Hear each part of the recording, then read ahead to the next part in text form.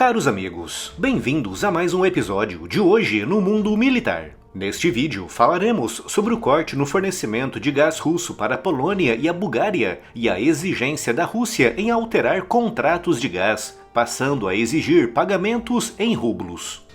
A bota Thunderbell agrega todos os pilares de um calçado premium. Além do conforto, a sua palmilha antiperfurante feita de Kevlar garante a segurança na pisada em qualquer terreno. Confeccionada em Notebook, a bota Thunderbell é resistente à água sem perder a maciez. O seu forro Smart Tech Air garante a ventilação e transpiração interna. Visitem o site pelo link na descrição e aproveitem o cupom exclusivo de desconto.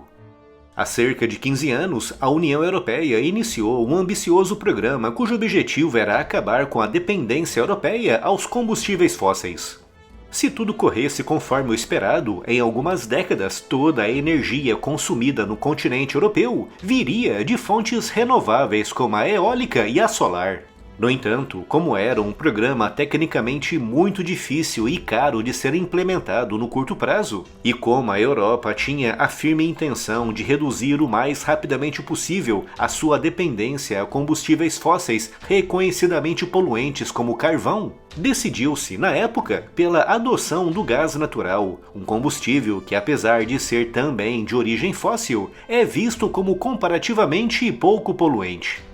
O grande problema para a Europa é que pouquíssimo gás é extraído na região, muito menos do que o necessário para suprir a gigantesca demanda energética do continente. E por isso, os países europeus se voltaram para a Rússia, o segundo maior produtor mundial de gás natural, atrás apenas dos Estados Unidos.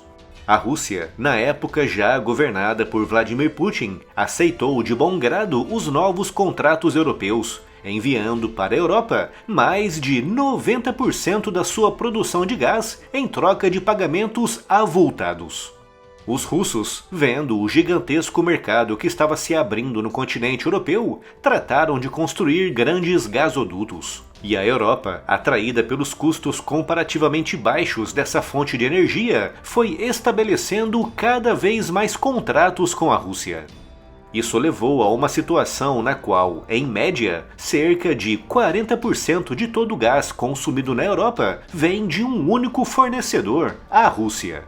Como o gás natural corresponde a cerca de 20% da grelha energética europeia, de 8 a 9% de toda a energia consumida por 450 milhões de pessoas tem a sua origem na Rússia.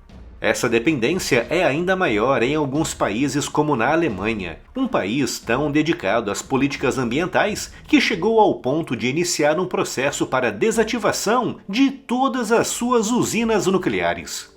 Apesar da Alemanha ter uma das maiores reservas de carvão do mundo, não pode explorar à vontade essa fonte de energia devido às limitações impostas pelo seu programa ambiental. Com as suas usinas nucleares sendo fechadas e sem poder usar carvão, a Alemanha ficou literalmente sem fontes próprias de energia, sendo por isso obrigada a comprar da Rússia cerca de 25% do petróleo e quase 40% do gás natural que necessita para alimentar as suas indústrias e aquecer as suas casas. Para um país como a Alemanha, vista como o motor industrial, econômico e comercial da Europa, deixar uma porção assim tão grande de um setor tão vital como o da energia nas mãos de um único país, no caso a Rússia, foi taxado por muitos como um risco estratégico excessivo. Um risco que começou a tomar forma no final de fevereiro de 2022 com a invasão russa da Ucrânia.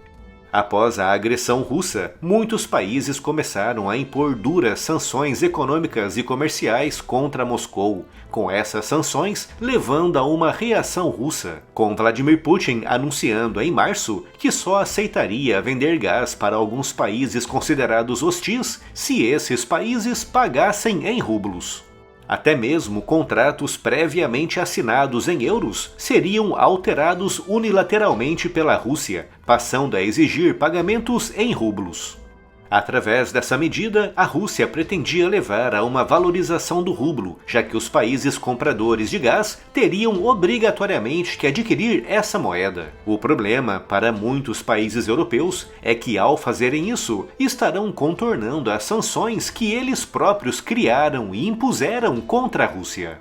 E ontem, dia 28 de abril, a Rússia cumpriu a sua ameaça e encerrou completamente o fornecimento de gás natural para a Polônia e a Bulgária, países que se recusaram a aceitar a alteração unilateral feita pela Rússia a contratos previamente assinados, passando a exigir o pagamento em rublos. Mas outros países europeus aceitaram essa exigência, como é o caso da Áustria, que passará a pagar em rublos pelo gás comprado da Rússia. Com a Itália, o segundo país europeu mais dependente do gás russo, parecendo seguir nessa mesma direção. Isso levou a Comissão Europeia a reagir ontem, classificando a postura russa de chantagem e extorsão, e também uma tentativa de Moscou de dividir a Europa e de contornar as sanções econômicas. Apesar de ferir as regras mais básicas envolvendo a assinatura de contratos, a Rússia, como a única fornecedora de gás de muitos países, pode, se quiser, alterar unilateralmente os termos de contratos previamente assinados, alterando cláusulas que previam o pagamento em euros e passando a exigir rublos. Esse tipo de atitude com certeza afetará a já muito abalada confiança que muitos países depositam na Rússia. Mas para os russos, acuados diante de tantas sanções e cada vez mais isolados da Europa, essa medida é vista como justificável. Isso obrigou muitos países a se mexerem, com a Polônia anunciando hoje que firmou contratos com outras fontes e que agora já não depende mais do gás russo. Com a própria Alemanha anunciando planos para reduzir a sua dependência ao gás russo, com o novo chanceler alemão Olaf Scholz anunciando uma redução de 30% na dependência alemã, com essa redução prevista para aumentar para os 60% até o final do ano. E se gostou do vídeo e se quer incentivar o canal, não se esqueça de deixar aqui o seu like e de o compartilhar com seus amigos. E confira também as incríveis novidades da loja. Além de adquirir aquele presente super bacana, ainda estará apoiando diretamente o projeto do Hoje no Mundo Militar. O link da loja está aqui na descrição.